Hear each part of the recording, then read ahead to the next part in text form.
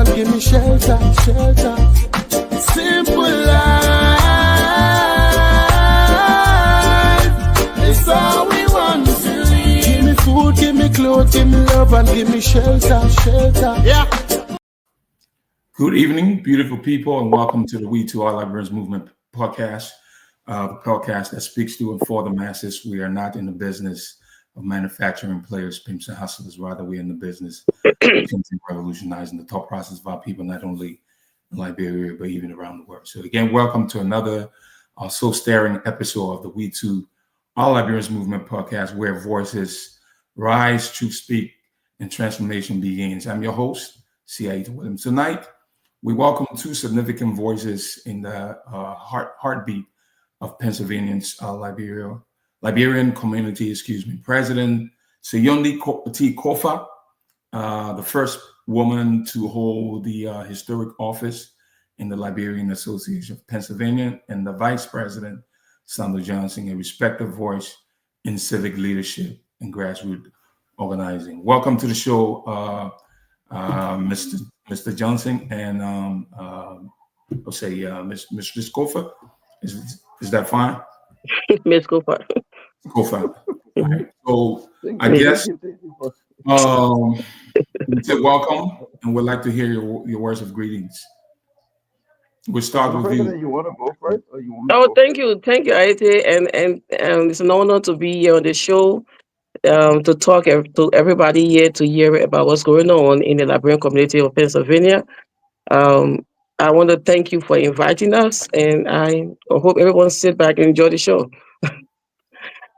You want me to introduce myself? My name is Sayondee.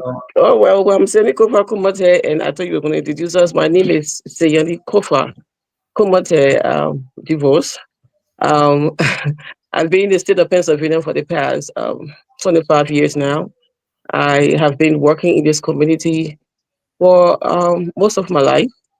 Here in the state of PA, I lived in the northeast area of Pennsylvania, but I moved now into the Derby southwest area where a lot of Liberians are. But I still communicate with people all over the state of PA. I am a college graduate. I have a bachelor's degree in healthcare management. I'm also a nurse. I'm a mother of one handsome son who is a college graduate and bachelor's degrees in healthcare management. I'm a caregiver to my mom. I have been in community work from working in the community of the United States to the community of Liberia. I aided in helping the victims of Hurricane Katrina. Was my first community work. When I got in the United States, I was touched by what happened. But let me take a few steps back home. I used to work with Don Bosco Homes. I was a secretary of Don Bosco Homes and later became the administrator of the CFCA program, which is this Christian Foundation for Children in Asia, which I ran for about 4 to 5 years before I came to the United States. We service underprivileged children in many communities in and around Monrovia area, Newtown, Louisville, Painesville, where the Catholic communities had churches. And I ran that program, helping those children to be in touch with sponsors for Europe and America, providing them with essential needs, housing, food, and clothing, and their parents. It was a job that took my heart, and that was where I felt that in this world there's a need to help others other than yourself. And so I also volunteered with UNESCO, with Ministry of Education, 1991, before I started the job with Don Bosco. And I traveled to many countries, West African countries, and lived in the Liberian communities and saw how things were, and saw the need of our people, especially after the almost 14 to 15 years of civil crisis and disease that we had, Ebola, that struck our country and killed many of our people. Coming here, I didn't think it was a joke. I thought it was an opportunity to come and make sure, we are able to help ourselves, improve ourselves, and even help our people back home. So that's my reason for joining in community work. From the time I was growing up, I've been a community person or someone who had a heart of people, and I like to see the best out of people. And so coming here, when I joined, the Liberian community, and I was also running my father's foundation, the Kofa Foundation, of which we help a lot of Ebola victims. I went by 2015, 16, 17, and helped the children who are victims of Ebola in many communities, and also raised funds for them to have some sustainable programs before I came back here. And so when I joined the Liberian community, before that, I'm a co-founder of the All Liberian Diaspora Women Organization, which Aisha Bolu Howard is the founder. And so we work in the community during the COVID. We're all in this community helping people who had a COVID-19 team. I work with nurses and doctors to promote the vaccines in the community. We also work with the state to do census. We have to educate our people, immigrant community, that it's important to be counted. Even if you don't have your papers, you should be counted in your community. And so we're able to bring the immigrant community out to be counted for the census because they needed services in the community.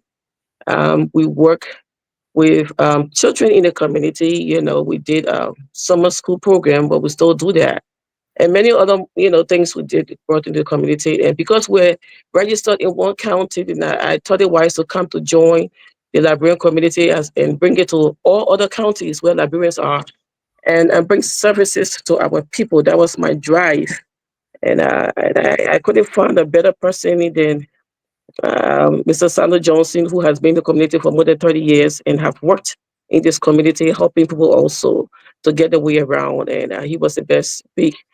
And I thought we should come together and straighten up things and do and structure our community in a way that most services will come to our people, and share information with other Liberians in other counties in the state of PA. So that was my drive in becoming the president of the Liberian Association of PA. Thank you. Thank you very much. That was power pack. That's a pretty power pack resume. So we will quickly pivot to Mr. Sando Johnson, who is your vice president, to kind of tell us a little bit about himself. Maybe give his words of greetings as well. Seems like he's not. Let me see. You muted. Are you there, Mr. Johnson? Right. Yes. Yes, you can. All right. No, this is the opportunity to say hi to your people. Right, but firstly, I want to thank you first for giving us the opportunity again to be on your show today. We think this is just a clear indication that you are playing your part. Yes, we are in leadership, but with the collaborative effort of all of you, I think it helps to create the kind of community we want. Uh, by way of introduction, I'm Sando Johnson, as the host indicated. I live in the city of Philadelphia for the last over 3 decades. I started off in the community leadership with being the president of the Bowman County Association in the state of Pennsylvania for 10 years. I serve as a board member for the Old Timers Sports Association. I stepped out of there and became a member of the Gentlemen's Club. And of course, then in 2022, I became the vice presidential candidate to the current president. And here we are today. 3 years later, we inherited this community. And so I'm married with 3 kids. I professionally, I work as a clinician. I went to 5 different higher institutions of learning: Camden County College, Rowan University, Lincoln, Penn State, Widener, and Cabrini. And I work as a clinician currently. And so there you have it. And we look forward to having a great show tonight. And thank you for having us on. Thank you so much for honoring the invitation. We are really excited to have both of you here. Take your time, come share time and space with us. So as a tradition, what we do, we try to share the show. So I'll go ahead now and begin to share the show. If you have your phone, you can also do so. I know you're using your phone, so you may not be able to share the show. So I just went ahead and I'm sharing the show on, maybe you see me looking down. I share it on WhatsApp and then on. Yeah, we share. Um, We can share. yeah, you can Mhm. share it. Mhm. So this evening, I'll say that the episode that we have here is titled "From Roots to Rise: Rebuilding Community and Reclaiming Our Future." Why? Because we are facing an undeniable truth. To be realistic, for many years now, we say since the foundation of the Liberian community in Pennsylvania, we still don't have. I think we talk about it on the back end. We don't have a community center. We do not have a recreation facility. No public library. No resource hub. You know, what I mean, those are all deficits. Why it's true that we still have these deficits. I do think that there's still possibilities. So tonight we will dig a little bit deeper into the many problems that we have, and those problems maybe we can translate them into opportunities so we can have a better, better community. So our first segment here, first segment, like I told you in the back, we decided to go ahead and break our show down into segments. So let's look at life's legacy in the leadership. President Sayondee, I want to start with you. The Liberian Association of Pennsylvania was founded in 1978 on the pillar of love, unity, and strength. What do those words mean to you now in 2025, and how do they guide your leadership? Well, it's been 3 years since we took over this community. And before I came in, I know the community that existed and, the officials and, my thanks and appreciation to those who were taking the community up to the level, up to the time I got there. But before I got there, there was a lot of confusion, there was the community had become so porous to the point where people were attacking each other on a daily basis before the elections. The previous administration had been there for 4 to 5 years, and there were some issues about who to turn over to and how to do the turnover. And so I announced my candidacy, and I decided I will work with both groups. Before then, I was with the campaign of Jerry Yoko and others. I was running on this ticket as a coordinator. Um, and there was so much fight between the group that was in charge and the group that wanted to come to be in charge.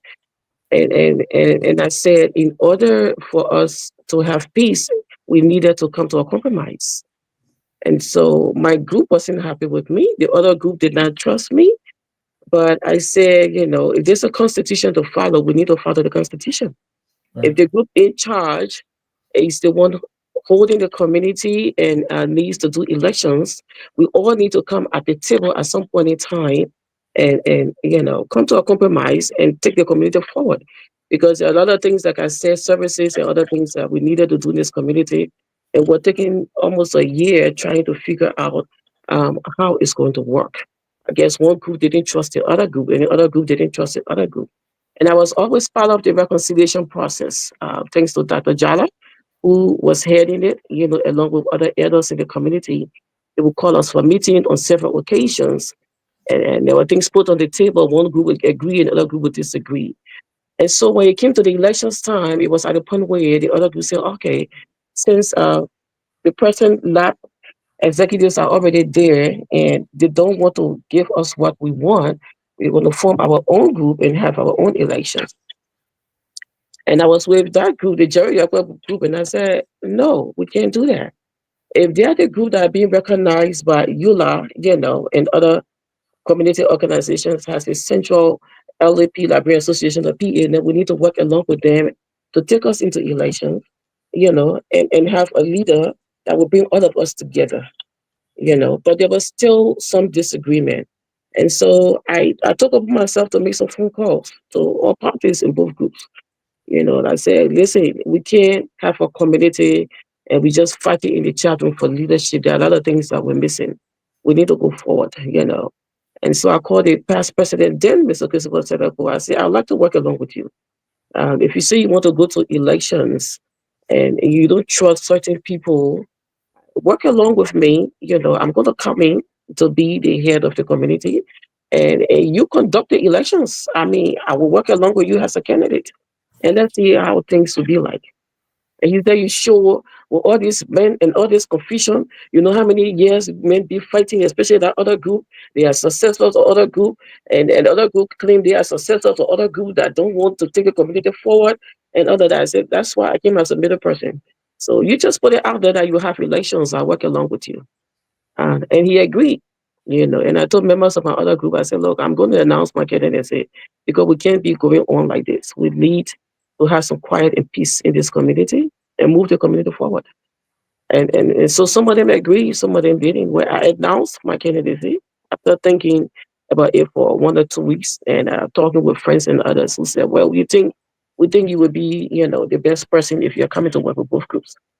And then that's how it all started. When I announced my candidacy, we started the elections and we went into it wasn't a smooth elections. It was tough. And so my thought was, if I need to fight these men, I need a man to fight along with me. There were other women who wanted to come along and all of that. And I said, no, let me bring a man along. And I brought Sando in, and Sando was able to talk to the other person. I mean, Sando is a fighter, but he's a peacemaker. He's a very calm person. He has that characteristic of bringing people together, and so he was my best choice. He was kind of hesitant for a while, and I begged him. I said, "You don't do it for me. Do it for the community. We like our community to be in chaos for a long time for all these years. So do it for the community. Everybody respect you. They know what you can do. So come along with me and let's bring peace into our community." That's how we came into being the leaders of this community. We went through elections. It was a tough one. Many people didn't agree. Some people didn't expect us to win, but we persevered. We ran a good campaign, a good, clean campaign, and we won. And here we are today. And the first 2 years was a rocky road to bring the community to what it is today. We endured a lot of setbacks, uh, a lot of persecutions and all of that. But we persevered and we said we want to for the community to be at peace and be one community of people. We'd like others to join in. And so I have been working with people of many parts of the community. We are working with the youth. We've been working with the eminent people in the community. We work with the elderly. We work. Of course, we include our children. And we've been having meetings, working with. We've been having conversations with elected officials in the community to tell them what our needs are. But like I said, I haven't been a rocket road because sometimes like people have the saying, they say if the street don't sell you, if the house don't sell you, the street won't buy you. And so sometimes we get these backlashes from our own people, but we understand, and so we try to calm people down and keep the peace and still move forward. We believe we do better and we try to do our best to give the needs of the community. We've already started doing that. One of the major things that the community needs, we know, is a resource center. But Rome wasn't built in the this time. Yeah. Yeah. Yeah. First, I think we're going to get to that because yeah. I can Okay. see and I see how divided based on based on your response, you can Right. how divisive, how divided the community Yeah. has been. So as a follow up question to you before I transition to your vice president, what did it mean to you to be elected as the first female president? That's my first follow-up question. Do you feel that the community was ready, to embrace such transformative leadership? Well, sure. We had the what should I say? We had a convention from the beginning since we got in. We saw a lot of the community members embrace the idea that we were in because they knew us, they knew my background, they knew Sando's background. And a lot of them said it was, they thought it was the best thing to do and were the best people to come in to move our community forward. I wasn't afraid because to tell you the truth, I thought I was coming to an organization of people, who, of course, even though there was force and fight, but needed a structure with somebody to stop all that and take things forward. and, make a plan as to what we wanted to do. And because I came from that organization aspect, as I told you, I've been member of many organizations. I was even the former national treasurer of the Alumni Association of the University of Liberia for 2 years. And so coming from that structure and see how community organization work, the dynamics of community organization structure, along with Sando, we sat down and we talked many days about how we could take our community into that direction in a structured way where we have services and funding, to help our people. I was not all thinking all about me being the first female, really until after I was elected. So it was not that I wanted to be the first female. The idea of coming to have a community to come together with structure was our concern, was my concern. And so when I got in and I learned I was the first female president to come in, oh, well, yes, I love it, but I was excited to hear that. But it wasn't, over my head for that.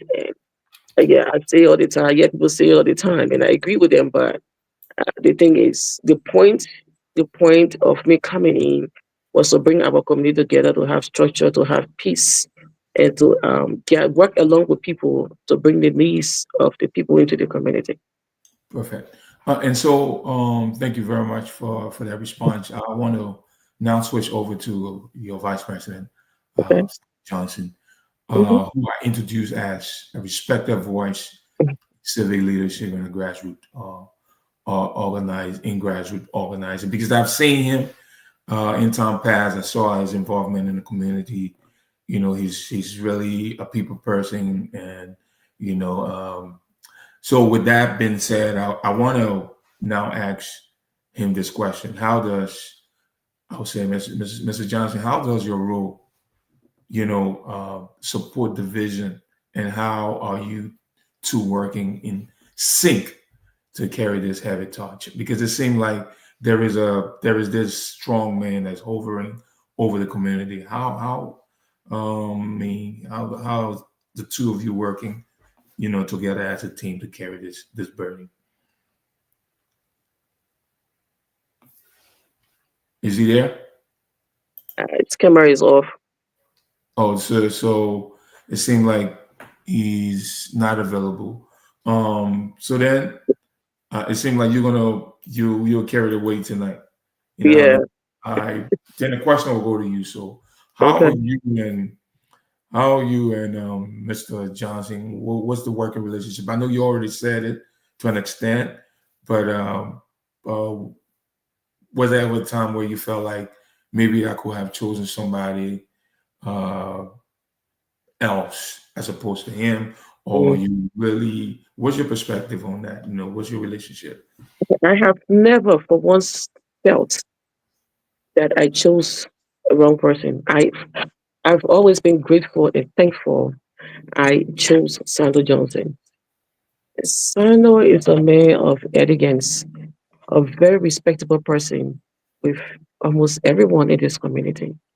If anybody felt some other way about him, it was because they didn't know him. Sano have worked in this community, helped people a whole lot before he came into LDP. He's been part of many other organizations. He's helped people with housing situations, with healthcare situations, with job situations. I mean, he's one person, unless for some reason he can't make it, he will be available.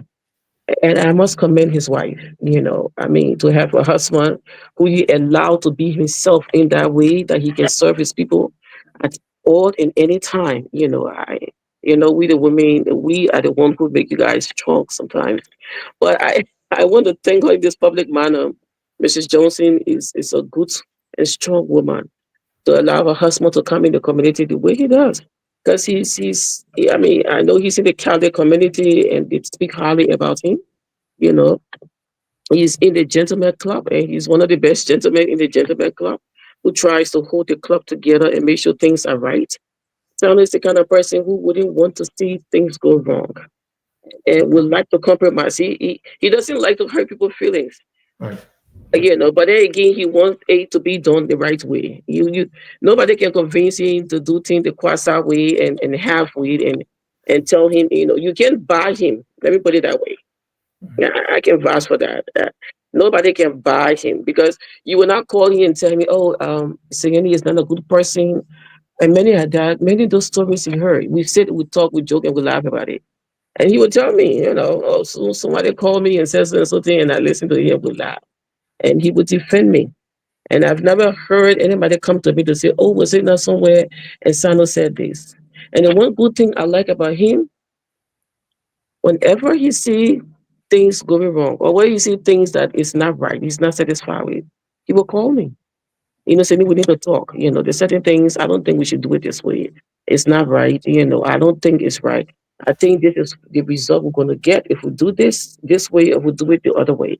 So they try this way. And I know how strongly you feel about it. You yourself like to do things the right way, but let's compromise. Sana is the person they go to for compromise to talk to me. I will tell you this, and so I will talk to you. For the sake of peace, let's do it this way and allow it to happen. You know, when you go around, I say, but Sando, you see where I was being strong, but you say, okay, well, I tried. I just didn't want the person to think that I wouldn't want to work with them at all. I don't know Perfect. if Sando have any enemies. Because when people do things wrong, yeah, if anybody is the enemy of Sando, check that person out. That person got to be a strong devil Okay. because he would make friends. He would ask you what's going on. He would talk about it. He's very open. He's an open-minded person, and he loves to have conversations about issues. And that's why I like his input in everything we do. We consult each other. Every decision we make about life, we consult each other, and also we consult our board chair. And then we go to the community to talk about it. We consult each other. We take our executives. We have a meeting. We talk about it. We make a decision. We go to the board, and then we take it to the community. So I can't think about anybody that would have chosen better than our vice president, Sandra Johnson. Perfect. So then we'll move on to our third segment, which talks about the invisible deficit. So the missing pieces. So there's a whole lot that we can name. And at the onset of the interview, I saw you in your explanation. You started getting into some of them. So let's talk about what we are missing, and it's very serious because I mentioned earlier there's no community center, no recreation, youth facility, no library. We don't have a designated resource hub for the Liberians in PA. So, and it has been over 4 decades, close to 50 years, you Mhm. know. So let me ask you this one question directly. Why don't we have these basic needs? And what needs to change structurally, mentally, and I would say communally for us to fix it? How do we fix this problem? Because we have had this one regime. I mean, I came in this country somewhere around maybe late 1999 or 2000. I've seen people go and come, but we've not seen any improvement in the community. So, what would be responsible? So, you think what's the basic, the fundamental problem that's responsible? Like I said, in order to change it, well, how can we change it structurally, mentally, and communally? What would you say about that to fix this problem or these problems? Okay, first of all, as you know, LAP is a 501c3 organization, meaning there are policies in place as a 501c3 organization, certain things that you can do and certain things that you can't do. The first thing first is that having a resource center is a great thing, but we all need to come together and do this.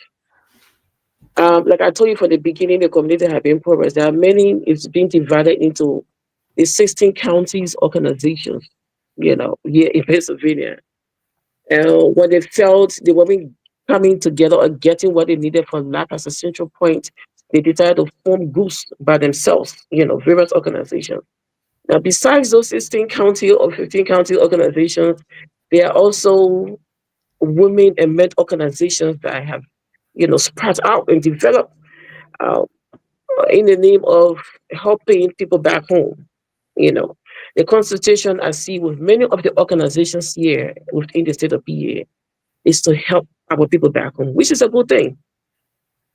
And so, how will people come together and try to find a resource center for people here if everybody is concentrating their organization policies and constitutions, everything about helping people back home? I'm going to tell you, since we came into this administration and I've been pushing that message, I've seen a little change and a shift into that. It's good to help our people back home. We know they need services and help. But what about the generation that's been here for decades, 2, 3 decades since the war and all of that? The children we born here, our elderly we brought here who are getting old here, as well as who are stay here and work here. There are services that we need to get for ourselves. Thinking about the future of our children. Some of our children will stay, some of them might go back home, but most of the children we have here probably would prefer to stay here. What do we have in place for them? It's a question I went around preaching to our people. And I see now that those other organizations are trying to do something within the community here, because this is where you live. you know. If you are building the future for back home, you help people back home. You're probably building your house and you decide you want to help people go back home. Fine, it's good to help people back home, but you got to settle yourself where you live and look at the future of what's going to happen tomorrow while you live here, and at the same time help your people back home. And so I think that message has resonated into other organization leaders and members. And I see people trying to contribute to the community here through programs and other stuff. One big organization I see that's doing great, and I give my hat up to him, is the Minority Center, founded by Mr. Alaska Wisner. Right. He's working and he's doing projects and programs here. Yeah, which is great. You know, I like I told you, I have conversations with officials, elected officials, and the senators and representatives here in the various districts. And because they know me or they know LOP to be the central organization, they come to me and then ask me, do you think we should do this for the organization, for the community here? I mean, this is the country. This is where we live. They don't ask me, should we give funding for the organization to take back home and build a school or build a hospital? You know, I mean, if you go to them personally to help, they will, but they were chosen and these were elected to make sure they improve the communities here. You know, and so I encourage that, and that's why I keep encouraging people from our organization to do stuff for people here in the community also. Or while the county organizations are helping the counties back home, can we all concentrate on lab doing something here, for the community here? Now, when it Right. comes to the resource center, the question they asked me, I think what is the setback we have in many years was that the past administrations, maybe they didn't think about it, but they didn't get it. But the past administration, just before I got a home, there was a home they had as an office. That's where it started from. They were given a home where they renovated to use as an office. And from in our office, running in our office, and I thought it was a great idea. Then they were going to be working with the community representatives and other people within the community to see how they can get funding. You see, right now, but unfortunately, we lost a house to fire. Okay, we lost a house to a fire disaster, and it got demolished and all of that. And there were other issues with it for which we have to take care of before we can get another place. And like I said, our administration is working on it. Um, so that's some of the reason why we haven't gotten there yet in the past 2 to 3 years. But we've been talking to officials and other community members, business people, about helping us to get a resource center. And we are almost there because we are clearing out our debts. There are things that we needed to do. We've been talking to people to help us clear out those debts. Lab came with a lot of debt. I don't want to go in details here, but if I tell you we have debt in millions, will you believe it? But we did. And so, how do you ask for more money when you got debts in the millions? You got to take care of all those things first before you can go forward. So it's been a challenge for us, but we've been working on it, and we sure we get there. We are doing our best. We are still working on it. So I don't want to sound. I don't want to ask a question that will come to an extent would make me sound, Right. rhetorical and things like that. So do you really feel, with all that you said, do you feel the association has received the full support of the Liberian population in PA, or is there a gap? Because for what you're saying, I hear you talking about people going overseas. They, we have multiple organizations all over the place, 501c3. They'll go to Africa and they do all the donations, but they leave the community, Right. attendant. So, and that's why I'm asking you the question now. Do you feel that the association has received the full support of the Liberian population in Pennsylvania, or is there a gap in civic engagement or ownership? People don't feel like they belong. Right. That sense of belonging. You're right. There is a gap, and that's what we've been working on. And that's why when you see me, when they're having the various fundraisers and programs, I'm always there. I try my best to go there and relay that message or repeat the message of how we need help in our community here. It's great. And I say it's a great thing to help our people back home because they need help. But we live here, Well, and that cannot exist without all these other communities coming and to join us to do what we need to do in getting the resource center and other things. I mean, it's coming to the senses now that we've been carrying the message that, once you want your children to meet one place, once you like our children to have aesthetic, class place, won't you like our elderly to come together in the place, because those are some of the projects we're thinking about, where they can come as the elderly daycare, and talk to each other because, they're from the same culture. That's a great thing. Other communities are doing it. It can be done, we don't all carry all our old people home. Some of our people die here, And so once we want to make them to get to know each other and be comfortable living here, because maybe that's one of the reasons why our people get old and they start saying, no, I'm tired of staying in the house, I want to go home. They don't have people, their friends are not around to talk to. People who create that environment of comfort, they would like to stay, And we as the adults who want to go back and get a job is some of the reason I saw in the past. Lack was filling to bring the community has 1 year. I learned and I seen in the past where as some of the past officials were fighting to come in to give relevance in the government in Liberia to say, oh, you see, I represent or work along with the community back home. If we can be leaders to do this, we can be leaders. Some of them, I thought they didn't even finish. I heard they didn't even finish the term. They went back home to get government jobs. And our thing of this administration is not about going back to be the president of Liberia or to be a senator or representative or so. I mean, if you want to do that, then go home and stay there. Stay with your people and represent them. Still go back home, stay with your people and represent them.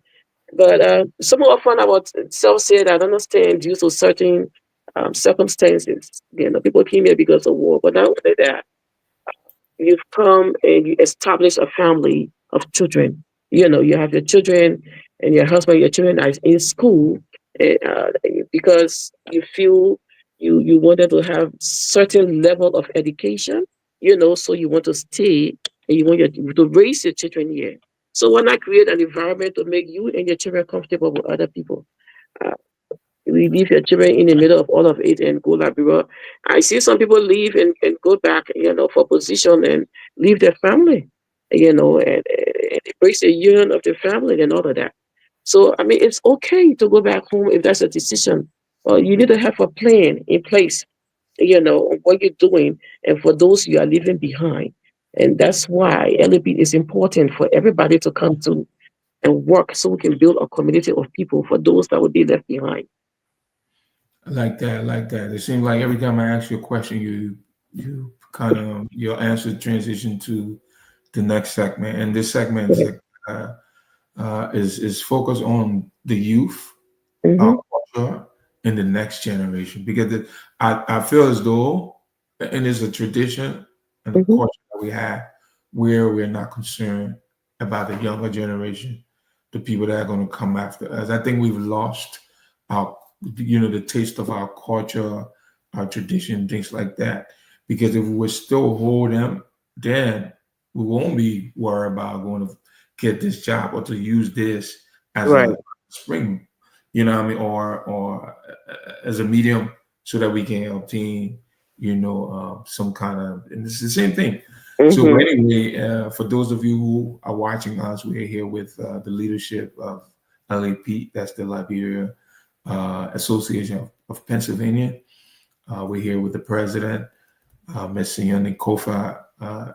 She was accompanied by her vice, who for some reason, I know he's just a little busy, so he had to step off a little bit. Hopefully he comes back in. So I want to ask you this question, but before I ask you the question, I think I kind of tap into what I want to ask you already. Our children don't know who they are because we haven't built, the tool to teach them. And that is no culture center, no language school, no safe place for some kind of mentorship. So what is LAP doing to invest in the next generation?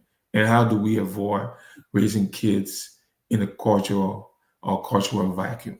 Because though we're in America, but there's some kind of, we still must be able to maintain our cultural value, what I mean, our tradition, things like that. What is LEP doing in that respect? Okay. What I mean?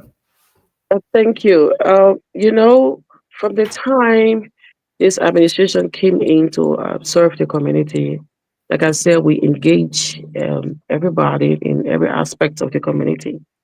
And the youth was one of our concerns because all Kenya has youth. We LP have a youth director. His name is Afonso Samakai. I wish he was here to explain to you because he had a whole structure and a strategic plan onto what to do and plans on how to work along with the youth in the community. And he's been doing that. He's been working on his plan and we've been working along with him. One of the recent things he started doing was to create a series of youth workshops, okay, with many topics such as living in the community here versus living in the community in Liberia. One of his topic was about youth entrepreneurship. We did that, but one of the topic was the cultural, sensitivity, assimilating into the society here, mental health issues, the understanding of the culture here for those who were born here compared to those who came here, and how they are coping into the society. It's been running this series of workshops through, we collaborated with the Minority Center.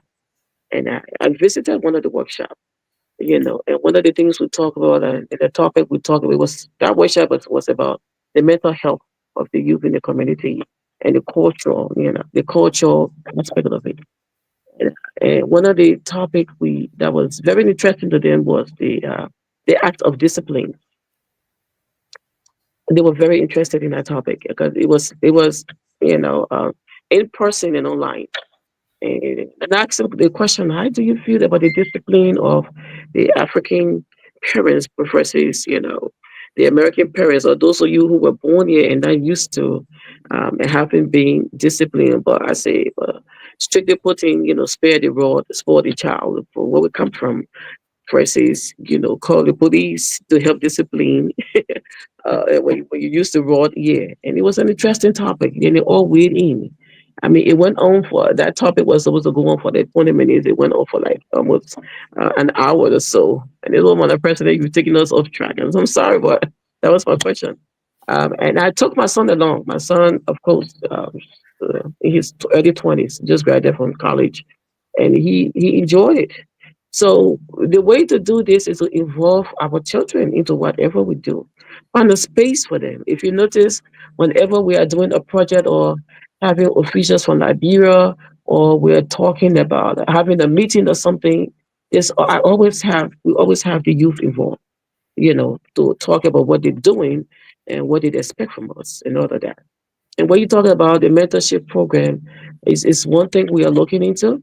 But I've spoken to other clubs, associations such as the Gentleman Club and some other church members. I know Mr. Lana is running a mentorship program, and we kind of refer people to those programs, to work with. Like I said, I'm running lab from home in my car. We are really hoping to get a space where we can sit and have all these projects going on. But in the meantime, there are organizations here that have offices. You know, like when I was with the women organization, we have a office at the Faith Emmanuel Lutheran Church when we were in the rental assistance program and all of that during the COVID, because people needed a place, a central point to come to. You can't take into people into your homes all the time running an organization. And so I refer them to those programs if they need help.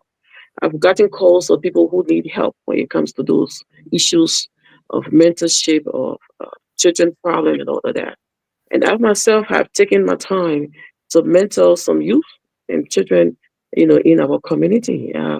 Within our organization, I the people who have the expertise in mental health situation, mental health and psychology and all of that. I refer people to them. So the youth is active, you know. Uh, they were planning right now. They're planning a youth summit, but they can all sit and have a discussion about their culture, and the simulation and all of that within the society.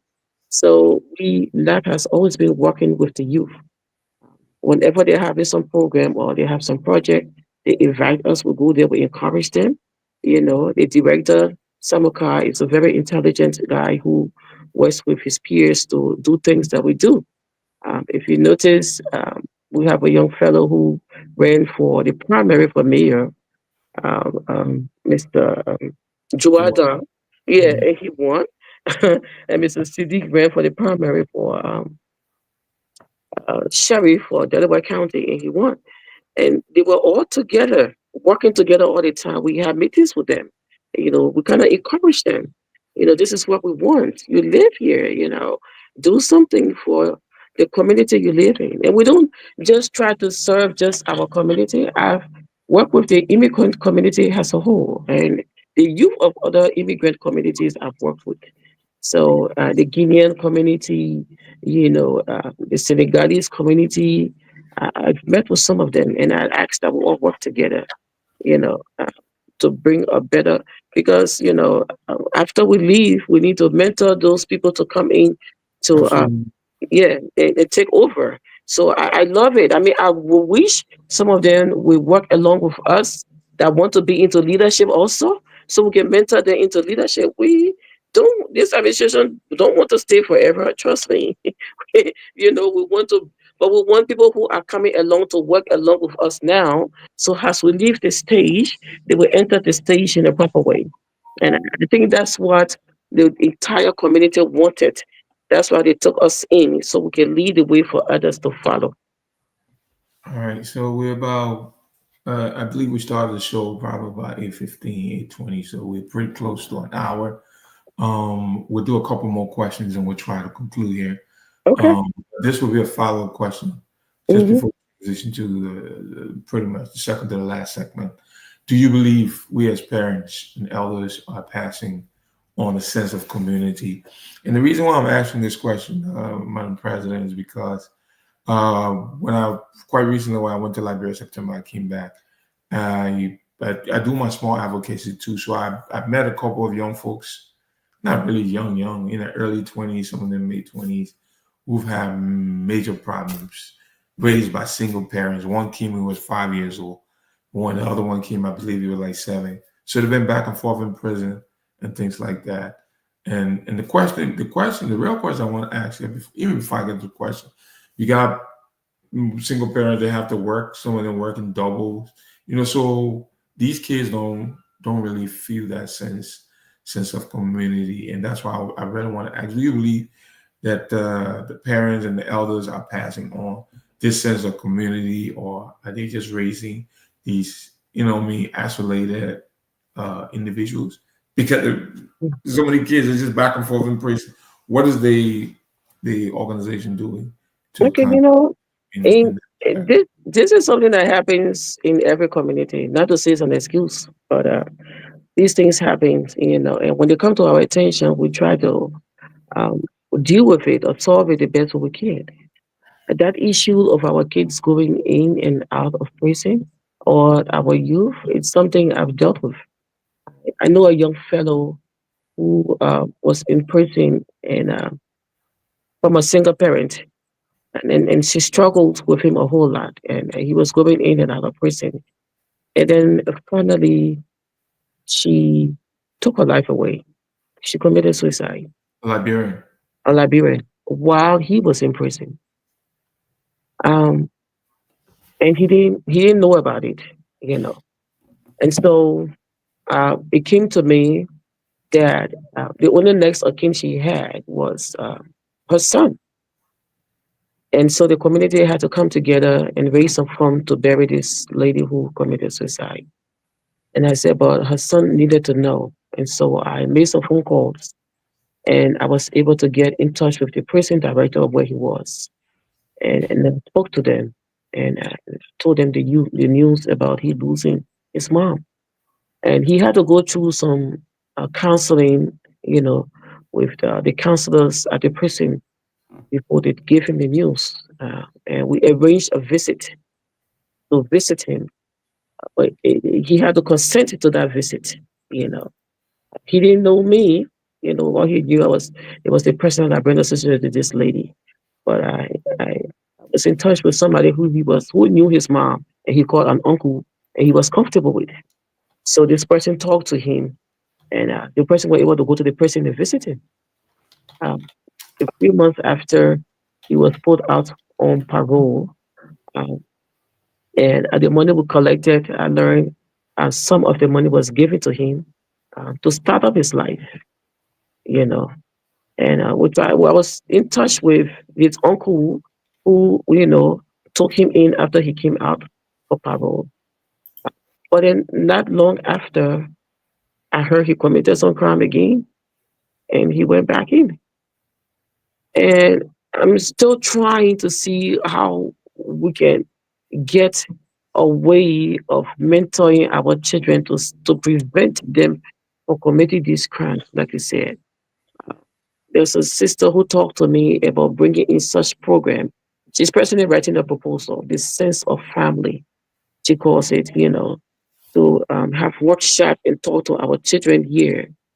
I've also talked with Councilman Banto, one of ours who is a councilman in the Upper Darby district, who also worked in a prison before he became councilman, to see how we can get in touch with uh, the youth or these children, young fellows that are getting out of prison and see what I know there are programs for them to encourage them to get into the various programs, because those are things that can help them out. And then I'm tell you, the talk about what to do or what's going on. Yeah, I mean those are things I come across with all the time, and that's just one of the situations I just explained to you. There are several cases of single parents struggling with their children when it comes to discipline. I personally have taken a child in my home to help the mom, mentor that child, and things started working well with him. So, and that's like I said, I referred them to other men and other community people services to help them out. People who are mental health workers, and psychologists and psychiatrists within our community to kind of help them out. And there's one thing that was not embedded in our culture from back home, and therapy. People think, going to therapy meaning you're a crazy person. Yeah. From the cultural context of it, back home, Liberia, where we come from. But I tell people therapy helps. I've gone through therapy, and I know people who go through therapy. It's not because you're crazy. We try to explain to them. So if we come together as a community and talk about those things we never used to talk about, those discipline we never had for our children. I mean, tell you the truth, back home sometimes our children or we didn't come out, some of us didn't come out with that discipline of having the conversation, to know why you're doing what you're doing and the consequences of it. They catch you, they beat you. And when they beat you, you will know not to do it again. That's all. But why you did it and how it's going to impact your life in the future, the consequences of it is a conversation we need to start having with our children here. We can beat them up, and I agree. When you beat somebody, you don't give them the message so fast. I mean, you hurt them, They might listen, they might not listen, or they might get away from you. But it's better to have a conversation, and we are in the making of doing that. We have been doing that. There are many times trying to get off his sleep as the vice president I not for somebody who's misbehaving, and he has to go and intervene. Or we call somebody who is a psychologist or psychiatrist in our community to please go and intervene and talk to this person because they're having some mental health crisis or issues. So, like you say, it's very needed for us to have a place to run such projects or programs within our community. Thank you. So, Thank the you. question. So, that was pretty in depth. We again, the next few questions we'll try to be as brief as we can. Right. Segment we'll talk about accountability. I think this is crucial Hmm. to just serving, and then we'll talk about service and vision. So, normally it is easier to run for office, you know what I mean, but it's harder to serve, and it's even harder to serve without expecting praises. Because sometimes, you know what I mean, we'll be expecting the people to say, oh, well, she's doing this, or he's doing that, he has done this, especially. And sometimes your hands are tied, or sometimes you just don't have the drive. So let me ask you. The question was going to be for you and your vice. What does accountability look like in LAP? One, I think I should ask that first. Or Hmm. ask it all together. What are your plans for transparency, open governance, and ensuring every voice matters? The first one is, what does accountability look like in LAP? We don't have an issue of accountability. We have policies in place and we follow them. Okay. Our financial secretary, Mr. Solokuya, I wish he was here to explain to you. Uh, and Mr. Jerry Collet and Ms. Deconte Williams, who is the treasurer. I wish they were all here to explain to you. We follow the procedures. If there's something needs to be done, it's a project we're running or something like that, we come as a team, we discuss it. Uh, we present the project to the board. The board approves the project. And if there's money to be dispersed for that project, we disperse the money, and then we make reports. You know, LP does not have money. We do not do fundraiser every month. How many times since you've been here you heard it's a fundraiser going on for LB? And Mr. Williams, have you heard that? Never. Mhm. Never. For the past 2 to 3 years, yeah. We have not done a major fundraising yet. No, What we depend on is the dues of the people. wow. Yeah, it's the due So of the what people. strategy So, so strategy do So you we try to, implement? yeah, we depend the due of the people, and we beg for money from people to help us to run these projects, or we apply for funding for these projects. But we've been having some roadblocks because some of the projects that I funded need to have a certain structure, which Right. LEP does not have. You know, a structure where somebody will have a group of people working for the project, not employed, could be voluntary, but will be given stipend for working on these projects. Okay. Now, if you don't have an office and you don't have a structure where you have a director or you have somebody who's running the project responsible to disburse funds and make sure people get paid for the projects and the taxing system and all of that, you don't have a place where you can sit to do all that. How do you run the project? And so we decided, okay, we for what we have now, the first thing we needed to do was to sell LEP on the map, explain to people why we need, where there's a need for us to come together as members of LEP, support their projects and other stuff, attend their programs, run many projects. We ran a mini project from the state before, community project.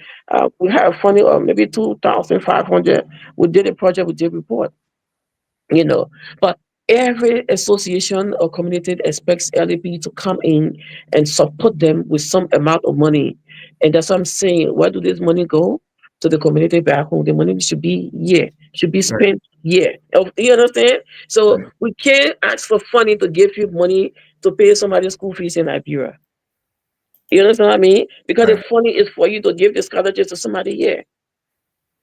Right. You understand it? Yeah. And Sounds so we need people to good. work on these projects, and we need to have that structure where we have people directing the projects where it's supposed to be. Make sure we have, uh, consistent reports.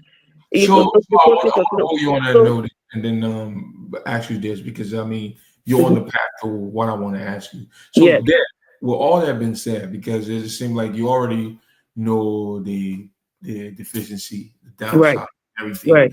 Right? Hmm. Can you paint a vision of what LAP could become if we all choose to rise together? So we're Right. all together.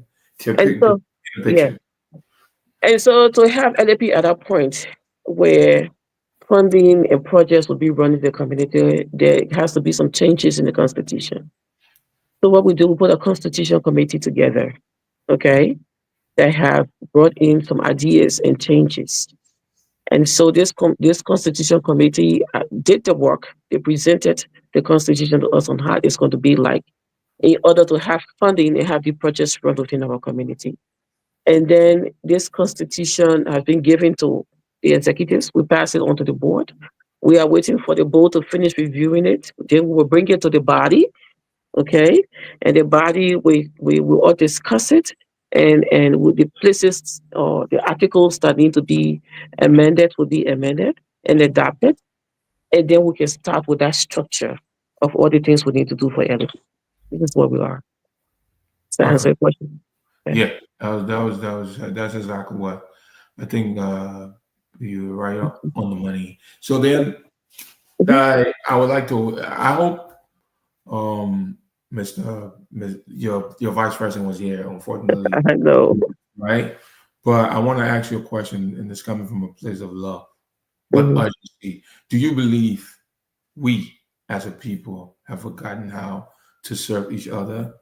Or worse, have you ever sat down one time to think that uh, we mistaking our community leadership for personal fame?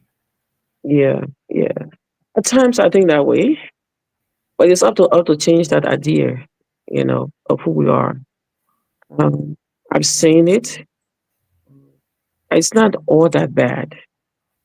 There are negatives and positives in the attitude of the people in our community.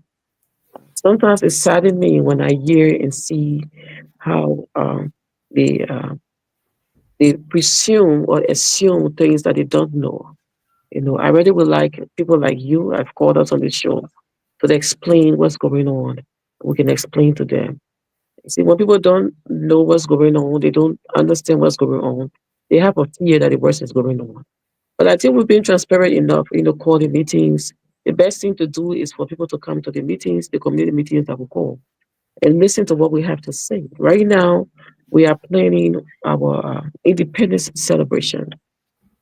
We have series of activities going on, starting with a business forum with the Business Chamber of Commerce heard about Mr. Sam Gibson. There will be a business forum. We'll have guests from Liberia, business people from Liberia, and business people from here. Um, I know you were here during the vice president's visit. We were able to contact the Philadelphia Chamber of Commerce, and we had so many business people that came and met the vice president, some of which have gone to Liberia and started a business already. Okay, this we want to help our country. That's a skill we LP is at. So we make these contacts for people and for our country to be a better place, for Liberia to be a better place. You know. Meanwhile, like I said, for those of us who live here, we need to concentrate on how we're going to live here in a better way too. And so I hear people say a lot of negative things, but as leaders, it's what it is. And once you're doing the right thing, most of the people will understand, and they will follow you. We are always open to explain what's going on. I'm always open to explain to people, when they need explanation from me in a proper way, in a respectful way. I don't have a problem with that. You know, I could sit down and give you the full financial report because I know it's there. No one has taken any money to do anything on a personal basis. Everything we've done in this community with every money we have is a project that has benefited the community. We brought people in to discuss with our youth on the business entrepreneurship project. And we only not work with our youth, but work with youth of other or the entire community. The the director of youth services, the youth committee, Mr. Samakar, grew up here. He went to school here. So he took me to all the high schools around Philadelphia, South Philadelphia area. We visited them, we wrote them letters, we asked that we bring people to for them to come to this, business entrepreneurship meeting. And they came. They showed some of the young men showcase or women showcase their businesses that they have. They share contacts with each other. We had the Citizens Bank public relation person, banker was there, and he told them how to get a loan and grant to run their businesses. Something productive like that. When you bring that kind of productivity to the youth, to the community, then you have a better community. And we established a very good relationship with the police. I can be home and get a call that something is happening. And Eastern is one night, like 2 a.m. in the morning. People say you don't sleep. Well, my phone rang and the call was from the district chair police officer who was telling me that we're trying to get in touch with Alfonso who owns Waterside Market. There's a robbery going on at his store. We can't get him. We trust you can get him, my president. I said, oh, yes, I can. I called him. I called his friends. I called other people. He answered my call. And I told him, I got called from the police that there's a robbery going on in his store. And so this and all that is making the community safe also. you know I believe we've come a long way, but if we continue to stay on the positive side of things and work with our community representatives and others and people like you to take out the good news of who we are and what we've done in this community, our community will become a better place. And I think we are moving towards that direction. Perfect. Thank you Yeah. so much for coming in tonight. Uh, Dynamic President Sayondee Kofa is here with us. She was accompanied by her vice, who had to step out for personal reasons. But our topic for tonight, is from roots to rise, rebuilding community and reclaiming our future. I want to close by saying, just before I ask you for your closing remark, Liberia is more than a place. It's a spirit, a legacy, a rhythm that must not be forgotten as we look forward to our community here in Pennsylvania growing. Let us remember this: service to other is the rent you pay for your room here on earth. And this was said by Muhammad Ali. So to every Liberian listening, tonight your leaders cannot build without your hands. I think we all have to be involved. Your children need your voice. Your elders, also need your presence. Your community needs your sacrifice. Let's not wait, for someone else to fix it. Let us rise together. On that note, I want to ask you now to give us your closing remark. And hopefully, I heard you talk about the July 26th event. That's Sure. what I really would like to be a part of, because I do Yeah. last year. I talked about on July 26th. I did a show, and that show was titled "What Does July 26th? What does it mean to the indigenous Liberian and the American Liberians and indigenous of the land?" Because I don't think July 26th should be a day where we just go, we have all these celebrations, then we go, we play a game, we have the ball, but we don't really get into what it means to us, a country that has been around for 178 years, almost 100. So we're going on 200 years now, but that's, I think we'll get to that. But again, it was a pleasure having you. So I'll give you the opportunity to give us a closing remark here, and we look forward Sure. to you on the show again. Sure. Like you said, the independence celebration is not just about the date and the day. It's a time to celebrate the legacy of our country. And so this year, Liberia, America, I heard, will be about 250 years old, and Liberia will be 178 years of independence.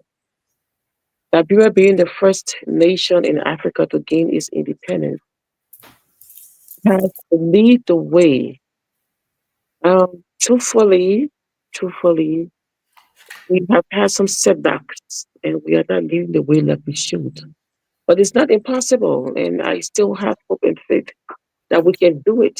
But we just need to change the mentality and structure of how we see governance.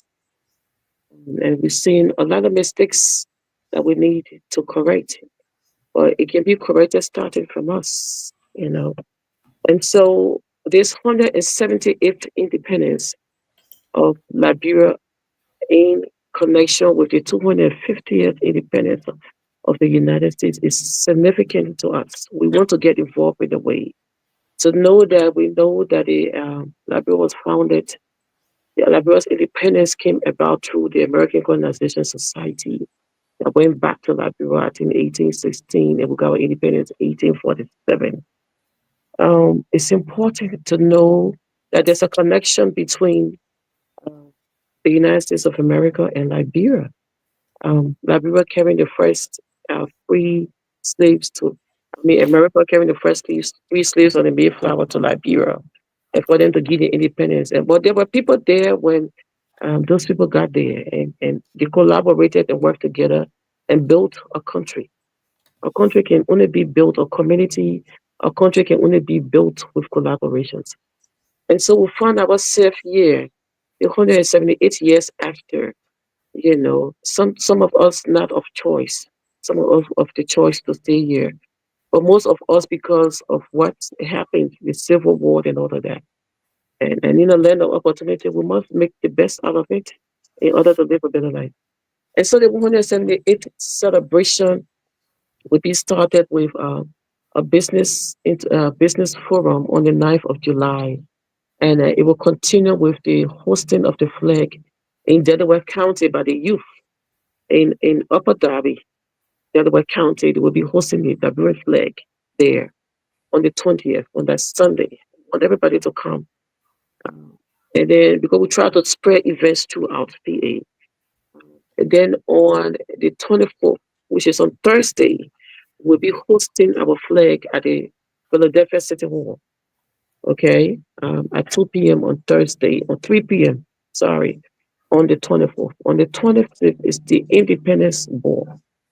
The Independence Ball will be where we will be um, um, showcasing um, what LAP is all about, okay? A program will be fundraising some money that will go towards the resource center we are talking about. We'll give people the blueprint of what we're doing. And so we decided as a team to call on our UN ambassador to representative to the UN, which is Mr. Louis Brown, to come in and give her the message from Liberia or about Liberia on that day. So he will be there as a guest speaker on the 25th, when the Independence Ball. And on the 26th will be a field day where we have, a showcase of Liberian food, Liberian clothes, and every other thing on the Limber field. We encourage people to come there, we'll be doing some vending. We'll not be grilling on the field, but we have food and clothes and stuff and play games, maybe a little competition with the young children, the track and field and all of that. Just a day to celebrate on the Saturday. And on the Sunday, all Liberian churches in the state of PA have an association called the Ministers Association of Delaware County. Have decided to have one service instead of having many services on that day. So it'll be a Thanksgiving service for Liberia on that Sunday.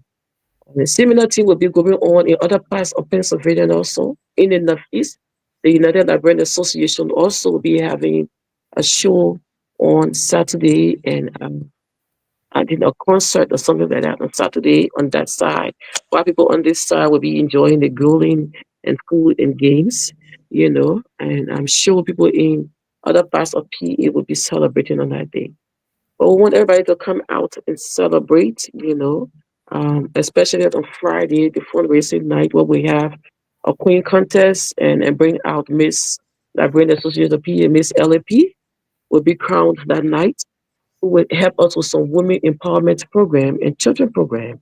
We'll be responsible for the Children Christmas program, and going around and helping with other women organizations or women empowerment programs. So Miss LDP on Friday night, and we urge you all to come and support who you think is good enough to take the crown and represent us in that manner.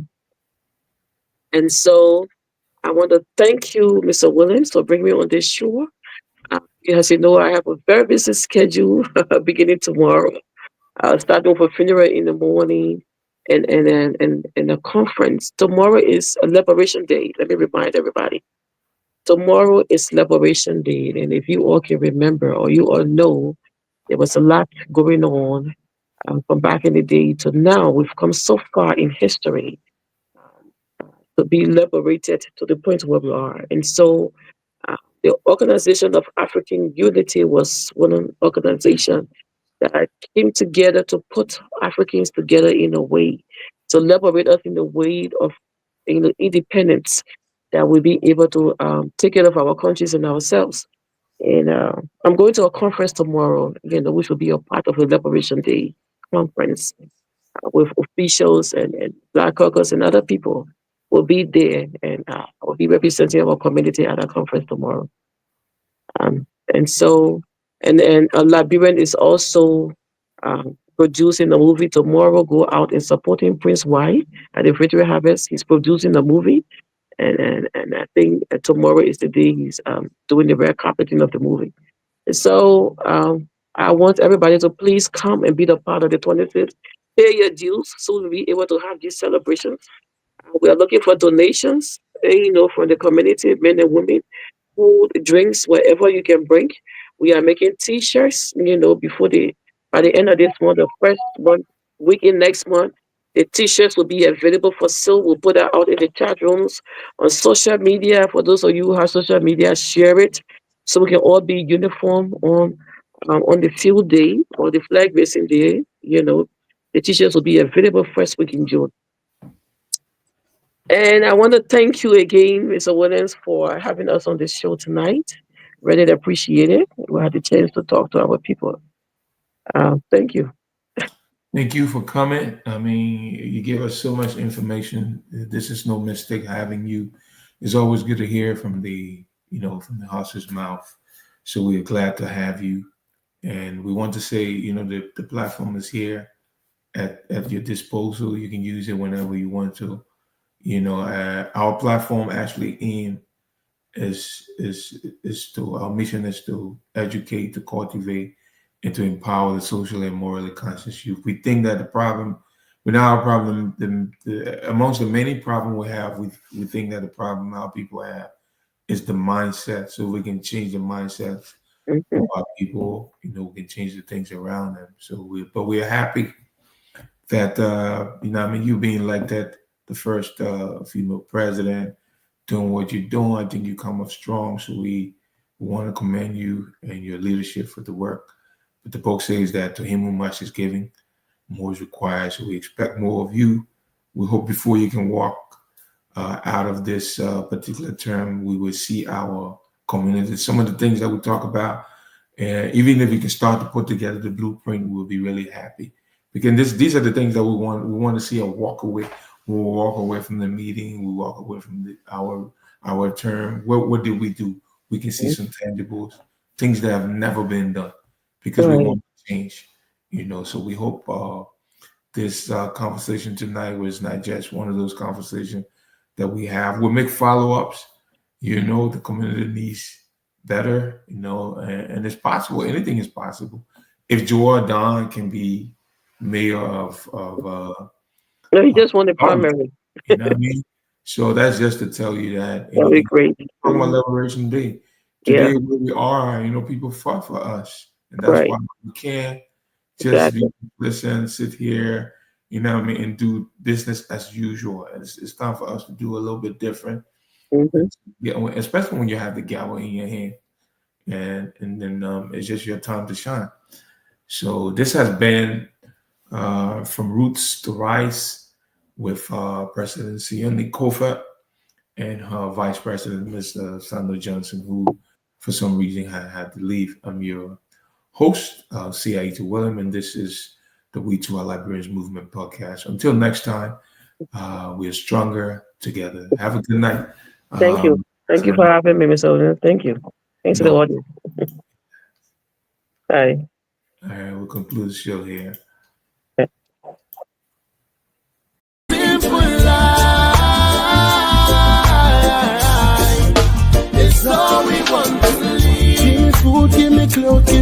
and give me shelter, shelter.